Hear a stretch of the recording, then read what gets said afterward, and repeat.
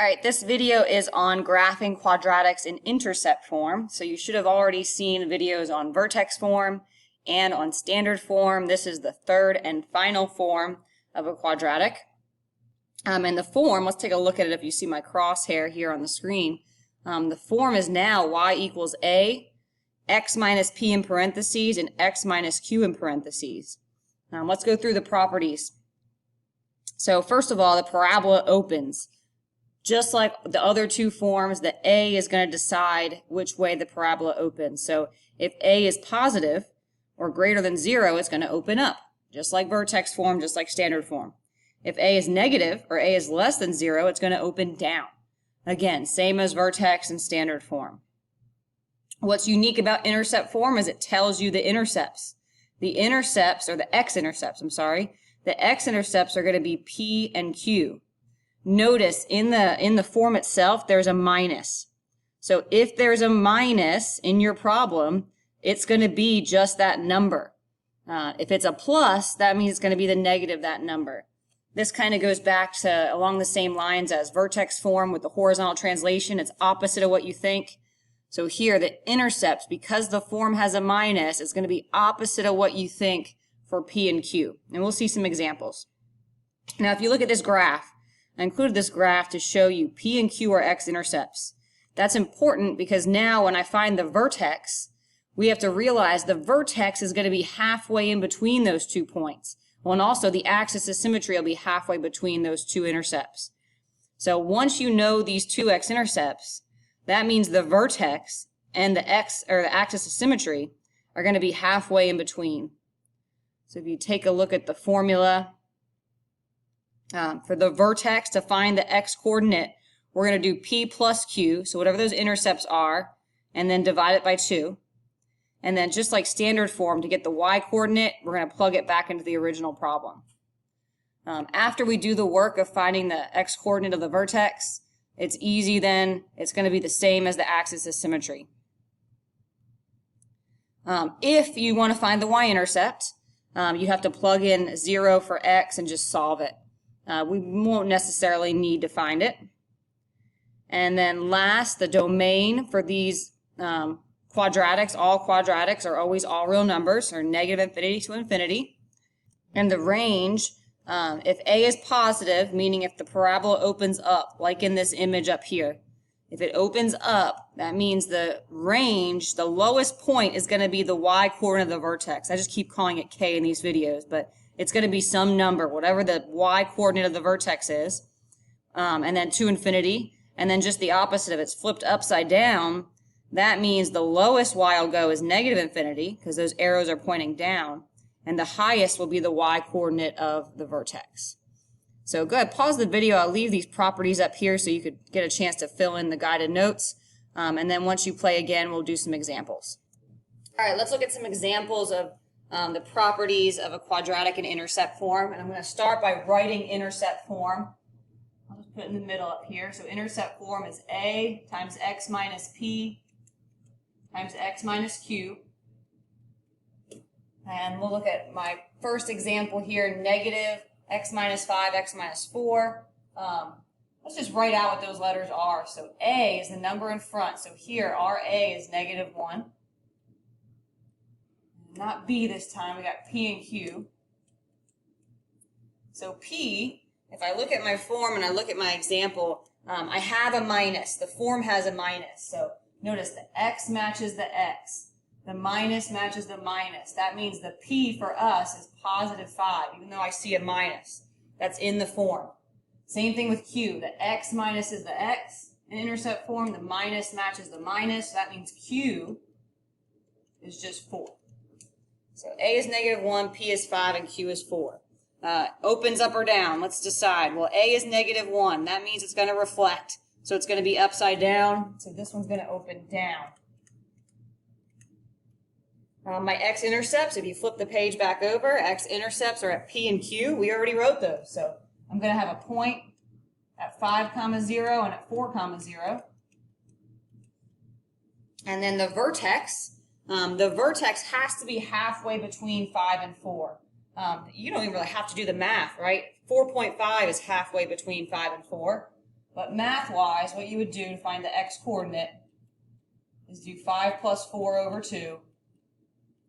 That gives us 9 over 2, which is 4.5. So that's the x-coordinate of the vertex. To find the y, you plug that back into the original. So for the x's in the original, I'm going to go ahead and plug in 4.5. So for the y-coordinate, so x minus 5 will be 4.5 minus 5, 4.5 minus 4. So if I subtract this, 4.5 minus 5, well, that's negative 0.5. 4.5 minus 4 is positive 0.5. 0.5 times negative 0.5 is 0.25, sorry, negative 0.25, and then I make that negative again, so I get a positive 0.25. So the vertex is the point 4.5, 0.25. The axis of symmetry, I already did the work. The axis of symmetry is just the x-coordinate of the vertex. So x equals 4.5. Domain for all quadratics is negative infinity to infinity. And then the range, this one opens up. Or sorry, it opens down. So that means the lowest y value on here is negative infinity. And the highest is here at the vertex. And the vertex, it's kind of right above it there. It's convenient. The y-coordinate of the vertex is 0.25, so that's the highest this will go. And that gets a bracket. Go ahead, pause the video and try the next problem. And then when you play, my solution will be displayed. So here's the solution to the second example. Only tricky part may have been this deciding what Q is. So notice, in the form, I have a minus. So the X matches the X. The minus and the plus don't match. That means the 2 or the Q is negative. So minus negative is what turned that into a plus. So just keep remembering when I see things with X, it's always opposite of what we think. So P, even though it looks like minus 3, that means P is 3. And Q, even though it looks like plus 2, Q is negative 2. Other than that, it should have been pretty simple, especially if you have a calculator. If you're not good with decimals, you could always use a calculator to simplify. Let's move on to how to graph these.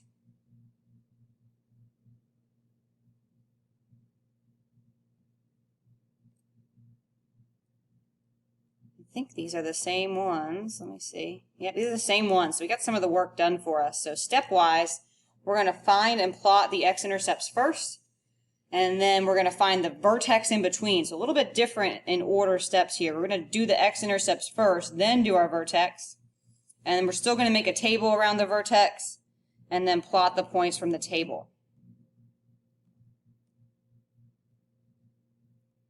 So in this example, we already found this vertex. So I'm going to save us a little time. Or actually, we already found the intercepts and the vertex. Let me scroll back up. The intercepts were at 5, 0, and 4, 0. And the vertex was at 4.5, 0.25. So we already know those.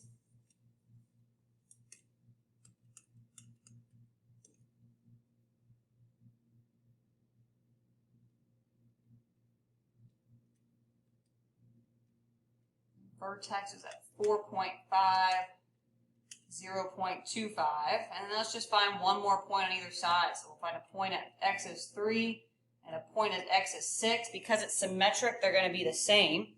So if I find it for 3, I plug that 3 into x. 3 minus 5 is negative 2, but then there's a negative in front, so that becomes positive 2. 3 minus 4 is negative 1. 2 times negative 1 is negative 2. And again, because of symmetry, that's going to be the same for 6. And if I plot these at 4.5, I'm at 2.5, so right above the x-axis. This grid's a little small. And then at 4, I'm at 0. At 5, I'm at 0. At 6, I'm at negative 2. And at 3, I'm at negative 2. There is my quadratic for that example that we did above. And then you could also sketch in your axis of symmetry just to see the symmetry here, and that looks like a great graph. Let's do, pause the video actually and try 7 on your own, and then when you press play again, the solution will be displayed. All right, here's the solution for the second graph. Hopefully you got it correct. We got some extra points here because the intercepts were off the table. I mean, you could include them in the table, but I think 5 points is sufficient for these quadratics. I'm pretty sure the ones in the practice worksheet will be nicer points as well. You won't see these vertex as a decimal. There'll be a nice lattice point where a cross is. So good luck graphing in intercept form.